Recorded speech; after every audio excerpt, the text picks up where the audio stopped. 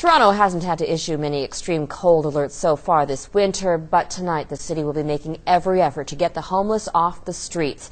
Global's Rob Leth takes a close look at how so many volunteers are doing what they can to help those in need. On average, there are approximately 20 extreme cold alerts issued in Toronto every year. This marks just the second so far this winter. The whole point of a cold weather alert, an extreme cold weather alert in the city of Toronto, is to get homeless people off the street and into shelters. So we open up an extra 80 shelter beds. We have additional vans that will patrol tonight looking for homeless people, offering them rides to shelters. Oh my God, so many people will be so happy for this. Oh yeah. Lending a helping hand at the Bargains Group warehouse were 75 volunteers that helped put together 1,600 winter survival kits for those in need. It feels amazing just because you know that you're helping someone else that needs to do the same things that you do every single day, but they're just not fortunate enough to have the things that they need. It's great because you actually see the people who are receiving them. You see what they deal with, you see how excited they are.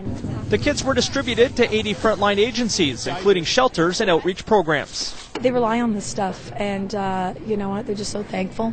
The agencies are so thankful because their budgets have all been cut and they can't provide the basic necessities anymore. For more than a decade, Hockey for the Homeless has held tournaments to help raise money for the cause. We raised over $200,000 this year.